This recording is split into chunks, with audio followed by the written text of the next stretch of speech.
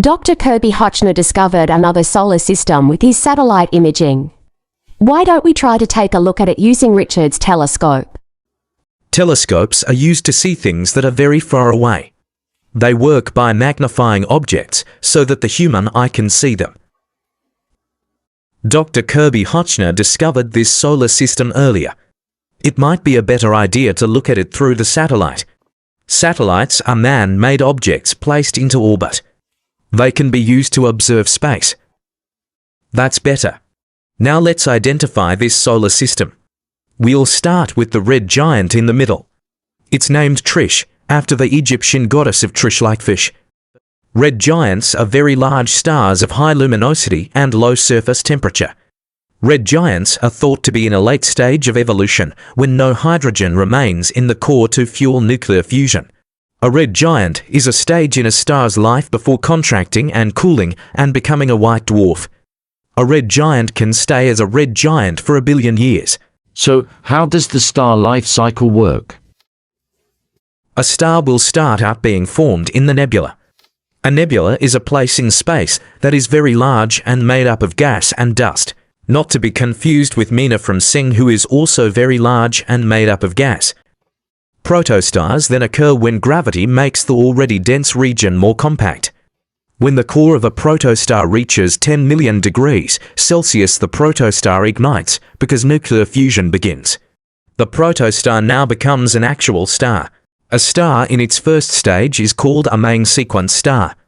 Main sequence stars release an extreme amount of energy because of hydrogen fusing to form helium. Hi, I'm Kai. I'm going to explain the star stages. We know. Stop mansplaining. A star is formed in the nebula. The nebula then creates either an average star or a massive star. These models are not shown to scale. The average star will turn into a red giant, and the massive star will turn into a red supergiant.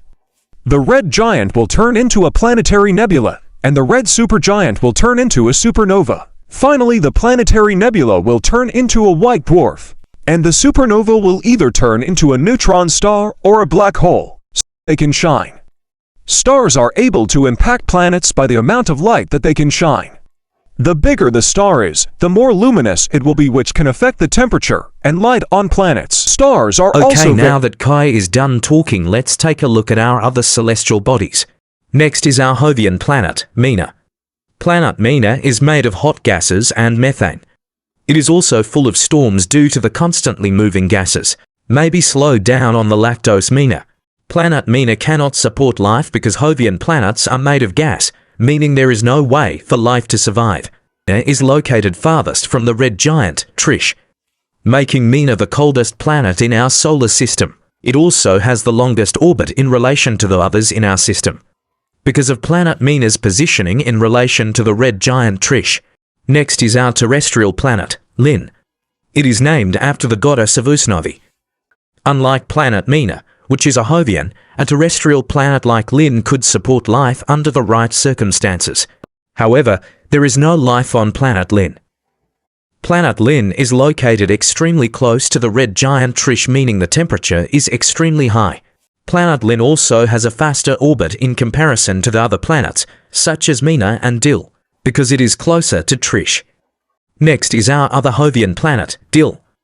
Dill is a Jovian planet, meaning it is made entirely of gas. There isn't any way to support life on planet Dill. It is located after planet Lynn and before planet Meena, in relation to the red giant, Trish. Dill is between planet Lynn and planet Meena, making it have the median temperature and orbital time between the planets. Planet Dill has 2 moons. The moons are Mansplain and Mansport. Mansplain and Mansport orbit around planet Dill. Mansport is located closer to planet Dill, thus making Mansport have the faster orbit. A way that a moon can impact a planet is the gravitational pull. Planet Dill has a higher gravitational pull even though it is unable to be stood on. Wait, what's that thing flying by? That's Hallelujah Halley's Comet. Comets are made of rocky materials that frozen gases cover.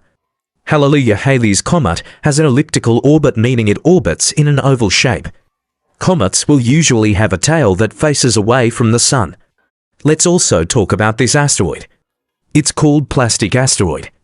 And it lies in this asteroid belt.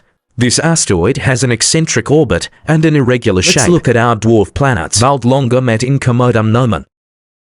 Alias confundens nomen Latinum. Wait, I forget how to pronounce this one. It's pronounced on. The J is silent. Anyway, as I was saying, these planets are dwarf planets. Not real planets, because they don't fit the requirements to be classified as planets. The requirements are as follows: is in orbit around the Sun, has enough mass so that it assumes a hydrostatic equilibrium, and has cleared the neighborhood around its orbit. Vald longum et incommodum nomen, alias confundens nomen Latinum, and on. Don't fit these requirements, making them all dwarf planets. The 3 dwarf planets do, however, orbit around the red giant Trish.